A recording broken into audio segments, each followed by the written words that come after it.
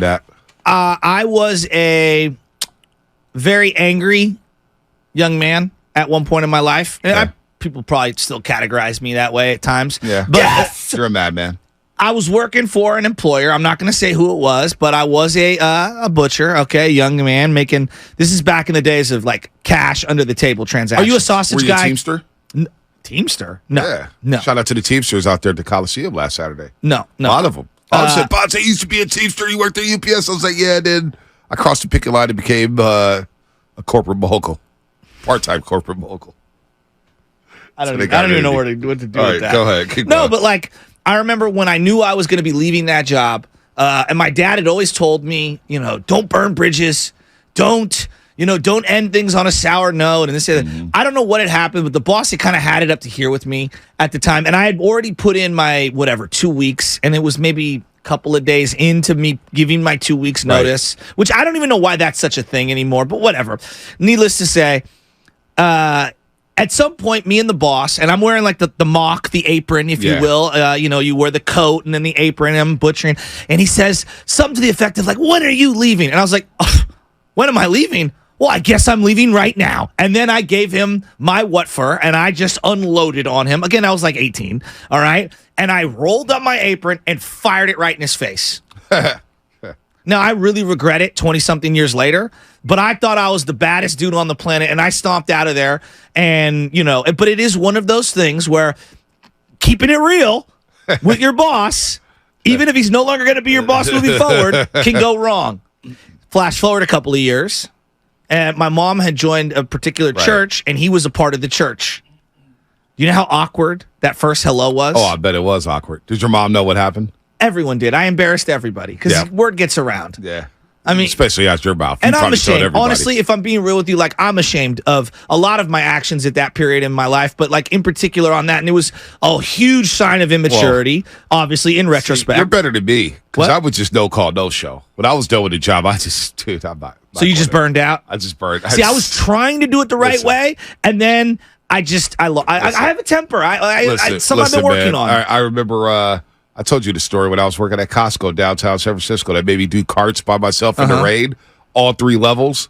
And I was like, wait a minute. I thought I was getting promoted. I was, working with the cashiers. I was loading. I was doing all this stuff. And I got to do carts by myself at night. Nobody's going to help me in the rain. Hell, it's the last time you're going to see me. I mean, you're talking to a guy who once flaked on a restaurant, poor restaurant. I'm not going to name it. And hopefully they're not listening. But Florida State, Florida was playing number 1 versus number 2 Saturday night, primetime football. But how old were you? I was 18. Yeah, that's what I'm saying. Yeah. I give a little more leniency. But I was supposed to be on the dishes and everything like that. Yeah. I remember the owner of the restaurant came ringing my doorbell because it was right around the corner. And I'm like peeking out the window.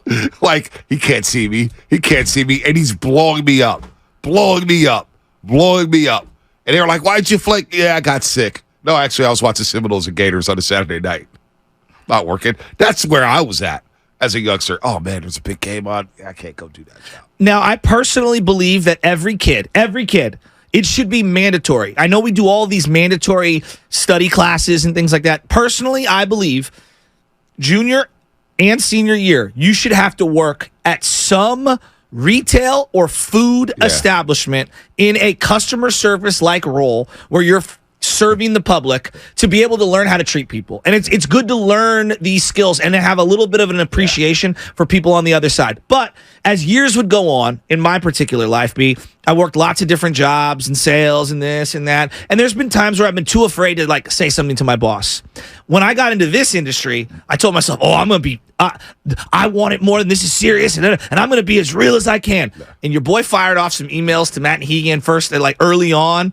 And looking back, it was pretty foolish. I'm kind of surprised he stuck with me. You know what I do? Honest. When I got into this business, I became one of the best ass kissers you ever met.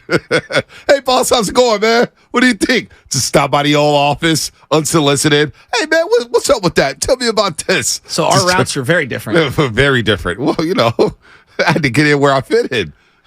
6'4" black dude. I was like, man, the UPS, man, I rubbed people the wrong way when it came to corporate and being aggressive and being abrasive and being cocky and being a hot shot. Like, I don't need to talk to you. I don't know if it's necessarily being a hot shot. I think it's just trying to be honest with your bosses. And so Yeah. I'm thinking about today, David Fields is coming in. Is he the CFO? What is CEO. See, my goal is hopefully we just say hello and we go on about our days. Oh, no. That's what I'm hoping for. I'm going to bend his ear. But, you come in, you want to meet with the people. You want I want to say, I'm hey, one of his David. lieutenants. Yeah, well, hey, David, I do the morning show, blah, blah, blah. Hey, how's it going? Blah, blah, blah. And then hopefully somebody plays intercepts. Hey, David, I want you to meet this guy. David, we'll catch up later. Well, and by that time, I'm out in the car and I'm going to hit the driving range. We have two different mindsets because I'm always trying to, I want them to remember me in a positive way because the majority of your employment decisions are made when you're not in the room. So if they like you and they'll remember you, that's a good thing. Yeah, No, the reverse can happen if you talk too much. Well, exactly. That's what you do. That's what I worry about. I'm charming. No, you talk. I'm like, I know how to work. That's enough. That's enough. Oh, I could work a room, but all I'm saying is, when Boss Day comes in, I got to dress up. So this is why we're dressed up. Big City Man said I look like I'm going to spend $40 on breakfast this morning with the way I'm dressed. That's not a lot of money these days for breakfast. Usually breakfast runs what, 120? 100? Bro, I'm breakfast is breakfast hasn't been under three figures since I started dating Anna. I know. What the hell are you talking about? So I'm going to give you the first one here. I was thinking about this, like if you could be honest with one of the bosses. Now, when I say one of the bosses, it's up user's choice. If you want to talk to the boss being the head coach, fine. If you want to talk to the boss being the GM, fine. If you want to talk to the boss being the owner of the team, fine. Who's the boss that you're talking to in Bay Area sports? And what do you ask him? Who are you talking to? Well, I'm asking you. I'm talking to John Fisher. And what are you going to ask him? Why are you hiding? Why are you hiding? What do you think his response would be to that? Hiding? What do you mean by hiding? And then I would say, well, you don't come out and speak to your fan base. You don't hold any pressers. You got the carnival barker, Dave Cavill, speaking for you. Why don't you speak for yourself?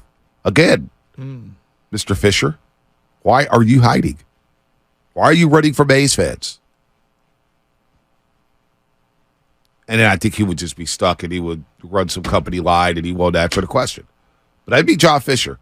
And Joe Lacob, look, you got 4 We hear championships. enough from Joe. Yeah, Joe. But I bet there are people that want to hear from him. Oh, they want to hear why did you suspend Draymond? Why did you get rid of Jordan Poole? There's a lot of questions with Joe Lacob. I know who I would want. And right now he's leading the poll 55%. Is he really? Yeah. Wow. Would you want to talk to Jed? Well, line them up, 888-957-9570, because I want to hear from the audience. I do want to talk to Jed. I want to talk to Jed. And there's a variety of questions. You can go in a lot of different directions, but I would just go this. Do the Niners have to win the Super Bowl this year with Shanahan for you to deem this to be a successful season? Is that where we're at? Are you judging Shanahan strictly on Super Bowl wins? Because look, if we're looking at it from profitability standpoint, market share, since Shanahan got here, it's been really good for the York business. Right. And good for them. Like, I'm happy because they're able to afford all my favorite players. Right. So this is a good thing. But remember, Eddie DeBartolo was very cutthroat. And when you weren't winning Super Bowls, he was moving off of good coaches because they weren't getting it done. When Jed took over, everybody makes fun of him now. But I do get where he was coming from in the, like, we don't celebrate just winning. And I love that. The NFC West. I love that. We celebrate championships. I'm with that. So what's the threshold on Shanahan? Like, is it 1 year? Is it 2 years? Is it 3 years? Is he just going to, because he's so successful and he's made you guys a lot of money and he's been really, really wildly successful on the field? These next 3 are huge. What? These next 3 are huge. So you're giving him 3, you think? I'm giving him 3. So look, you act as Jed. I'll ask you, you pretend you're Jed, okay. and I'll be, hey, Jed, first off, haven't heard from you in like 10 years. And part of me is happy, but another part of me is like, hey, you could stick your chest out. You've done some great things. You kept this team here. I'm trying to butter you up before I ask the tough question. I can tell. All right? You retained almost all of our favorite players. I know. You brought the Super Bowl. We're getting another one. You brought Taylor Swift to the Bay. I mean, you've done some great things. We appreciate you for that. What about Beyonce? You're forgetting about Beyonce and Jay-Z. Yeah, Beyonce and Jay-Z was amazing. You forget about WrestleMania. And you brought the NCAA college football champ. Yeah, absolutely. You brought a lot of great things here. Hey, Al Guido. What else did we bring to Levi Stadium? Oh, we got World Cup soccer coming. That's right. Yeah, and by the way, we had some friendlies. We had Mexico and Colombia last year, right, Al? Yeah. Al Guido, you got that? Yeah, that's right. You look like you lost some weight too, Jeff. Oh, yeah, I've been doing well. I could tell. I've been doing well. Dr. Rosanelli, too. Yeah. So, I just have a one quick question. Like, honestly, when you look at the job Shanahan's done, no one would argue that he hasn't been wildly successful. The question is this: how many more years can they fall short without winning a Super Bowl before there's real, legitimate pressure on him? I'm not running him out of town. I'm just asking you, what's your sense of it? Well, I would tell you, Shasky, and it's a great question. There's always pressure when you're the head coach of the San Francisco 49ers. When you think about the history we have with my Uncle Eddie and the 5 Super Bowls and the great coaches that we've had here, and Bill Walsh and Dick Nolan and George Seifert, and even you want to say Steve Mariucci, and I will give credit to Jim Harbaugh. He helped make us relevant again. Wow. He helped build the stadium. Jim and I, we've come a long way, but he's doing great things in Michigan, and it was great to see him last season come to Levi Stadium with this Michigan hat. I would say there's pressure every year for this organization to not only win division titles, to not only win conference championships, but to win Super Bowls. And so, do we feel like we've come up short 3 of the last 4 years? Absolutely. But there have been some great times. There have been some great games. And we're part of the big games, and we're in the conversation now. So now we're a stabilized organization, and I'm thrilled with that. So is there pressure this year, next year? There's always pressure when you're the head coach of the 49ers. If you lose in the NFC Championship game the next 2 years, does he stay employed, or do you look for someone else? Well, it'd be tough to replace a guy who's taken you to 5 NFC Championship games. That's a good point. That would be tough to move off from him. Now, how did we lose those games? That would be 10 years. How did we lose those games? Did we learn from our mistakes from the previous losses? Did we use a challenge when we needed to? Did we call a timeout to preserve time on the clock in the Super Bowl for a 2-minute drill? Those are things that I look at, little things to where a coach can learn from and correct himself. But it would be hard to move off from Shanahan if he lost the next 2 NFC title games, because that means that's 5 title games in 6 years. Yeah, but isn't it ultimately about getting over the hump? Absolutely. Absolutely. And once we cross that bridge, we'll cross that bridge. But for now, I believe in Kyle Shanahan. I believe in John Lynch, and I believe in his regime. Yeah, that was great as Jed York. I love that. That was really good. I was really enjoying when that. Dave Fleming told me I could be part of the front office of the Giants, man. Maybe I need to start wearing more collars, man. I need to get up in there. Line them up. 888-957-957-0. Line them up right about now. The quarterback stuff. Hey, Jed, how do you feel about the quarterback Honestly, spot? I don't think this is just me. I think Jed's okay with it. I'm not looking at my owner to break down the quarterback play. Like, that's just me. You know what I mean? Like, a big picture. Like, how's the revenue? Because can we afford everything we're doing? Right, and it looks like important. they can. Like, as I look at the Weren't A's, they number 1 in ticket revenue last year, the Niners? The Niners, yes. Yep, number 1 in the league. Right, and so, like, I look at what the business that they've built. Look, think about what they inherited. And yes, they inherited a team with a great track record and all that, but they were in kind of financial turmoil. And think about where they are now 15, 20 years later. Yep. Right? They're in a really good spot. Doesn't mean he's perfect, but man, there are a lot of people that look up to Jed York when it comes to owner hierarchy. And quietly, he's had a great little tenure here. Whether you consider him the owner, his parents, like it's all the York family to me. Sam Lubman, I'm going to ask you the same question. You're allowed to ask one of these bosses, whoever you want in the Bay Area, one question. Who is it? And who do you want to be that person? You want it to be me or Bonte? I don't know if it would be a question, but I would like to have a sit down with Larry Baer. And I would just like to push him on just how high the championship expectations are with the Giants. What's the question? What's the question? What does that even mean? I knew he was going to go with Larry. Of course I'm going to go with the Giants. You guys go with I'm going with Larry because it really doesn't feel like you look at Jed York. Whenever the Warriors have not won a championship under his ownership, like he makes big moves. Whether it's Kevin Durant, whether it's D'Angelo Russell, Andrew Wiggins, it's Chris Paul this offseason here. And was it necessary to clear your throat right there? Yeah, boys run off very little sleep right now. You look at Jed York. His thing is we only want to win championship banners right now.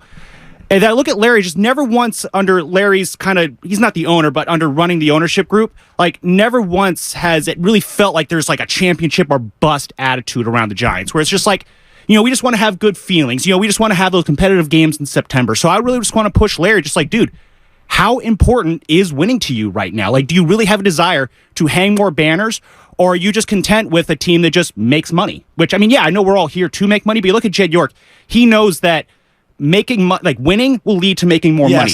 I agree with that. Yeah, I said Jed York. Joe Lacob, he knows that winning will lead to making more money. I agree with that. Where that. it's Larry, it's just like, yeah, I just want to make money. If we win or lose in the process, that's good enough for me. And if we asked that same question 5 years ago, don't we all agree Like, I think we're so removed from the championships. Can't be at the bottom. Yes, but like, if we asked that same question 5 years ago, wouldn't we be giving him a lot of the benefit of the doubt that we're not giving him today, no Larry doubt. Bear? He would have got that benefit of the doubt. There's no doubt about that. Coming off the 2016 playoff report That's what I'm saying. appearance against the Cubs. Yeah. You won the wild card game that season.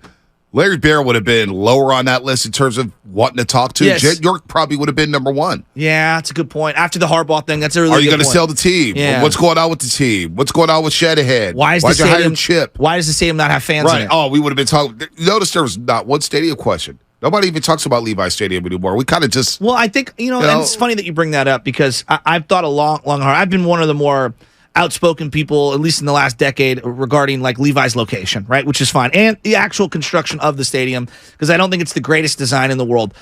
But when you look at the backdrop of the Raiders leaving and having that perspective, and then you look at what's going on with the A's, it's hard to not juxtapose what the Niners have done and be like, you know what? All things considered, at least they're only a 35, 40-minute drive away. it could be a lot worse. It could be a lot worse. They could have moved away.